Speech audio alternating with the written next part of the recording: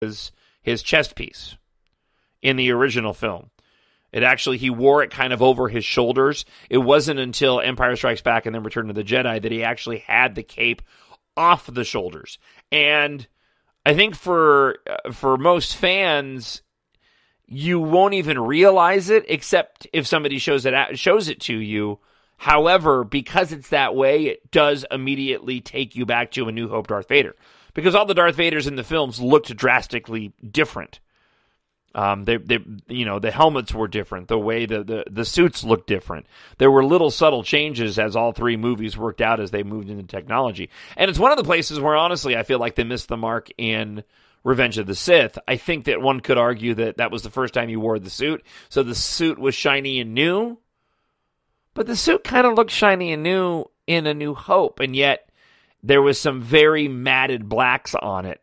Whereas the suit that they showed in Revenge of the Sith was very, very shiny and just didn't seem like it had the right feel to it. Part of it was probably due to the fact that Hayden Christensen, who played Anakin Skywalker, is nowhere near the size of David Prowse, who played Darth Vader in the original films, and yet he asked to be in the suit for the scenes in Revenge of the Sith. So, one can argue or fix the continuity problem by saying that he bulked up. Darth Vader did in the years between Revenge of the Sith and A New Hope. But I always felt that Revenge of the Sith Darth Vader outfit should have been more akin to what the New Hope one looked like. So a lot of pictures and a lot of showcasing of these black Death Troopers in this artwork. And I was listening to Jedi Council on the Collider podcast, the weekly Star Wars podcast on Collider. And somebody brought up, I think it was Tiffany Smith. No, she was upset that somebody else brought it up. So maybe it was John Campea. Anyway, they brought up their concern that the Death Troopers, which look awesome with the green accents that light up on the helmet, right? And you've seen them, and again, they're using them a lot in the imaging and the artwork.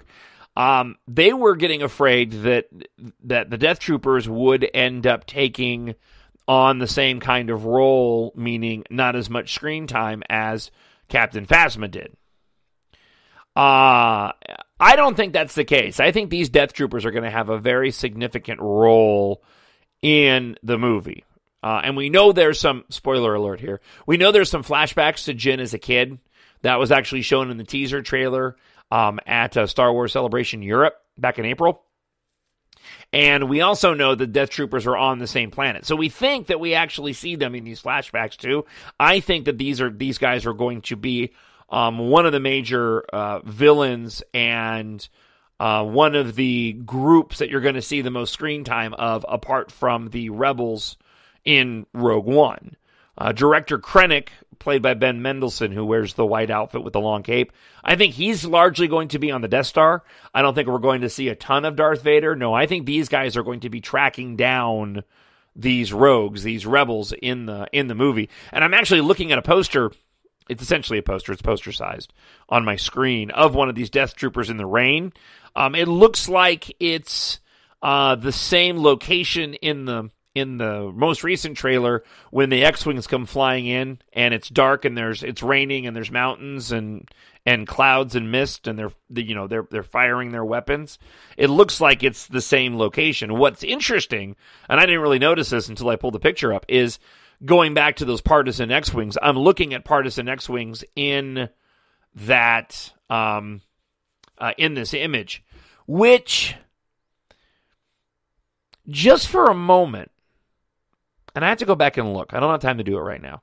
But they've attributed these X-Wings to Saw Gerrera. And I think that's because of Bloodline. Because I think Saw Gerrera, who was originally from the cartoon The Clone Wars, I'm pretty sure that in Bloodline, and I haven't read it yet, they talk about partisan warriors in that book, because that's why they were attributing them to Saw Gerrera. I only bring it up because this image of this Death Trooper with those partisan X-Wings in the background almost makes me think for just a brief moment that the Death Troopers are flying those X-Wings, which would be pretty awesome if you asked me. but I don't think that's the case. That's just what this image conjured up. So just looking through here, there's a few more poster-size image with your sort of standard stormtroopers and Chicken Walker AT-ST on it. More pictures of the Death Troopers on the tropical planet, Scarif, right? If I'm getting that wrong, my apologies. And an AT-ACT in the background. And then you get a bunch of smaller images of the characters that we've all seen before, but just in this better artwork form. It's really, really cool stuff, though, man. I mean, this gets me really hyped for the film. And again, based off of what I'm seeing here, of all these images of these Death Troopers and what we've seen so far in the trailer and certainly that behind-the-scenes Comic-Con footage, I think they're going to be in the movie significantly more than Captain Phasma. Because if you've listened to or watched any of the documentaries of The Force Awakens, you'll know, and I'm going to extrapolate here, but you'll know that Kathleen Kennedy in the production phase of The Force Awakens made a comment that Captain Phasma was originally concept artwork for Kylo Ren, but they decided not to go that way. And when Kathleen Kennedy saw that concept art, she said, wow, that looks awesome. They need to be in the movie. I don't think that was ever part of the plan, and I don't know how far along in the script process they were at the time, but given the fact that she had such limited screen time and really wasn't pivotal at all apart from bringing down the shields on Starkiller Base, which they could have accomplished via the story and writing the story in any number of ways, I think Captain Phasma's lack of screen time is indicative of the fact that she wasn't a part of the story in the first place, and they kind of shoehorn her in because she was such a cool-looking character. Don't misunderstand, I'm fine with that, but I think that's the reason why she didn't have more screen time, and there is quite a bit of speculation that she is going to have more screen time come Episode 8 next year. So, moving on. Let's get, because I realize I'm quickly running out of time and I'm not going to be able to get to the topic I want to get to. So, moving on. Just one quick note on books. We visited our new Costco yesterday, and I found this big book. I mean, big book, big heavy book. I've never seen it before. I know they've released one before, but I've never personally seen this. It's Star Wars Year by Year. And this was the updated version to include up until 2016 and The Force Awakens. But essentially, it is a year-by-year, month-by-month breakdown of the history of Star Wars going all the way back to 1976. I actually think it starts at 76. And it has, release dates, when actors were brought on board, production dates. It is an amazing book. We bought it. I don't get to look at it until Christmas because my wife said it was too close to Christmas for that big of a gift, and we just moved, right? Hence why I'm not going to be buying quite as many Rogue One toys. But it is a really, I'm big into the history and the production side of these movies. I'm fascinated at learning all of these different angles of the films, and this book just looked fantastic. It looks like it's going to rank up there next to my next favorite book, and that is, if you've never seen it before, the Star Wars poster book, where it breaks down all the different posters from all the films leading up to and ending with Revenge of the Sith. But that book is one of my favorite ones. When you see all the posters from other countries and all the different concepts and different versions, I've looked at that book so many times. This Star Wars Year by Year looks like it's going to be on the same level. So if you get the opportunity to go and pick it up, I would certainly encourage you to do so. All right, we have just a few minutes left in the podcast. Let's get to a bit of the international trailer. I'm not going to play the audio simply because of the time constraint and the fact that I haven't edited it yet. But basically, the international trailer is essentially a slightly shorter version of the regular trailer that we saw in Rogue One and you heard in the intro of today's podcast. The only major difference in the trailer is the fact that they add in the beginning some dialogue that it was Jyn Erso, spoiler alert, Jyn Erso's father who provided the rebels with the knowledge that if they stole the Death Star plans, they can find a weakness in the battle station. As I have heard, and again, spoiler alert, Jyn Erso, Galen Erso, Jyn Erso's father, was the one who essentially was the individual who solved the problem of the Death Star and was able to go and help the Empire make it the weapon that it was. He's the one that solved kind of the power issue, but had a hard time with the fact that he knew that this was going to be used as a means of destruction, and went ahead and told the rebels, hey, you need to steal the plans for the Death Star. There's a weakness in it, but I can't tell you what it is. You got to go and get it, and that's what brings this whole story about. So that's essentially the only difference in the international trailer and the regular trailer that we saw.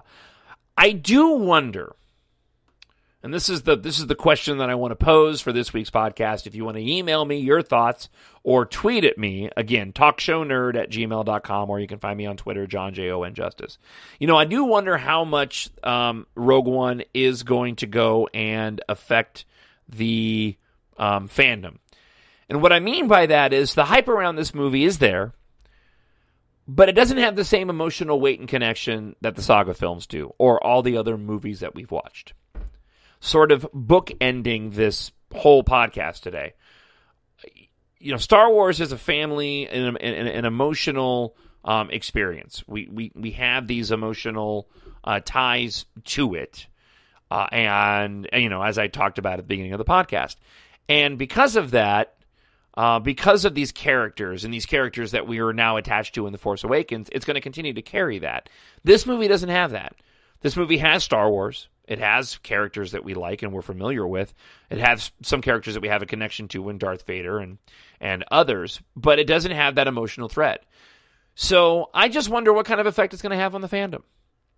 Is it going to create an experience where it's going to mean more for viewers of the saga films because of that emotional attachment? Is it going to dilute the brand? I don't think that's the case. But I do wonder, this is very much uncharted territory. Unless you talk about Clone Wars, or to a certain extent, or to more of an extent, Rebels, since that is essentially the closest thing that we have to Rogue One. But that's different. Those are cartoons. I mean, these are real people and a major motion picture.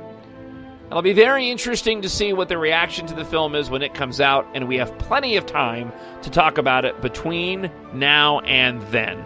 Until then, thanks for joining me for episode 60. Sorry it took me so long to get to it. I'll have episode 61 again next week, where we'll cover the week's news worth of Star Wars in a galaxy far, far away. My name is Jon Justice. I'm so glad you took time to download the podcast this week. I hope you enjoyed it as much as I did recording it. So, until next week, enjoy your Nerd World week, and may the Force be with you always.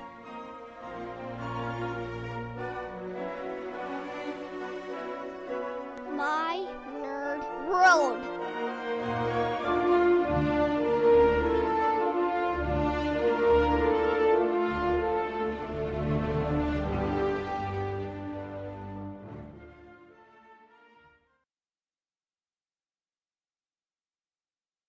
May the Force be with us.